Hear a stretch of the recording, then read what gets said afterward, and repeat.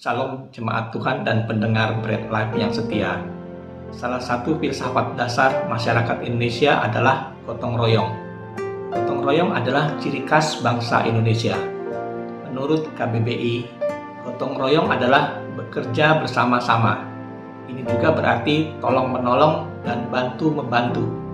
Gotong royong menjadi suatu kegiatan yang dilakukan secara bersama-sama dan bersifat sukarela agar kegiatan yang dikerjakan dapat berjalan dengan lancar, mudah, dan ringan. Bagi kita umat Kristiani, selain gotong royong di mana setiap orang turut bekerja, juga mempunyai suatu keyakinan yang kuat dan boleh dibilang menjadi falsafah kehidupan orang percaya, yaitu bahwa Allah turut bekerja. Di dalam hidup ini, ada dua hal yang perlu kita cermati. Pertama adalah hal-hal yang bisa kita ubah karena Tuhan memberi kita kehendak bebas, seperti sikap hati kita, respon kita, sifat kita, kebiasaan kita, serta keputusan-keputusan yang kita ambil dalam hidup. Kedua, yakni hal-hal yang tidak bisa kita ubah karena keterbatasan kita sebagai manusia dan menyangkut hal-hal yang telah Tuhan tentukan dalam hidup kita, seperti siapa orang tua kita terlahir sebagai bangsa apa, hal-hal yang sudah terjadi, masa lalu, dan masih banyak lagi. Namun tanpa kita sadari, kita sering melupakan hal yang tidak bisa kita ubah ini. Kita terjebak dalam fokus untuk mengubah hal-hal yang sebenarnya tidak bisa kita ubah. Bahkan lebih parahnya lagi, kita sering mengajari dan mendikte Tuhan bagaimana seharusnya sesuatu terjadi.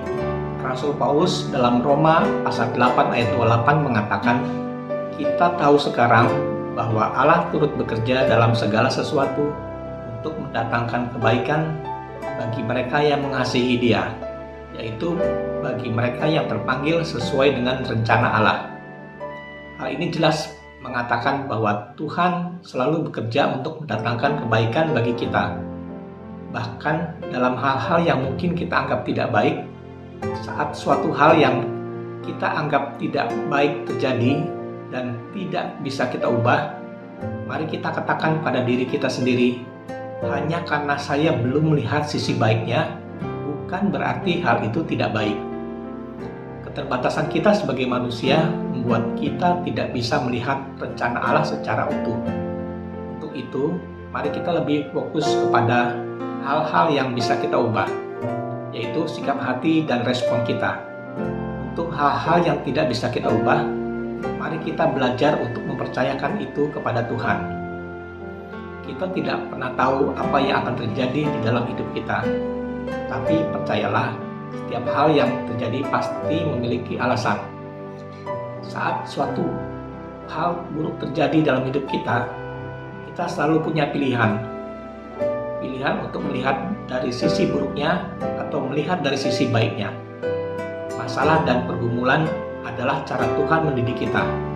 Kita dihadapkan pada hal-hal yang tidak bisa kita ubah, supaya kita tahu bahwa ada Tuhan yang pegang kendali atas hidup kita.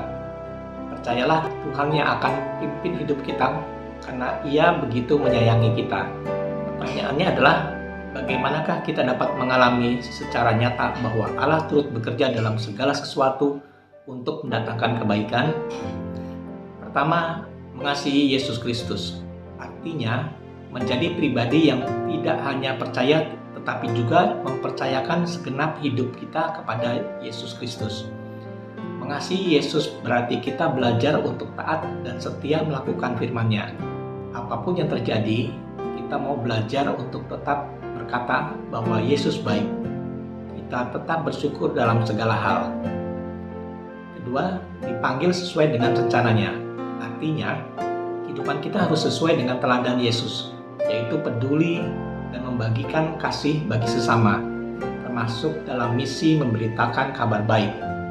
Kita harus memiliki hati yang penuh kemurahan sebagaimana Bapa murah hati dan mengizinkan Allah memakai diri kita untuk menggenapkan rencananya bagi kepentingan kerajaan Allah. Akhir kata, kita tidak bisa mengubah segalanya, akan tetapi kita bisa mengubah diri kita, terutama pola pikir kita, agar tidak serupa dengan dunia, sehingga kita dapat membedakan manakah kehendak Allah, apa yang baik, yang berkenan kepada Allah, dan yang sempurna. Selamat menjadi kawan sekerja Allah untuk hormat kemuliaan-Nya. Salam sehat rohani dan jasmani. Tuhan Yesus memberkati. Amin.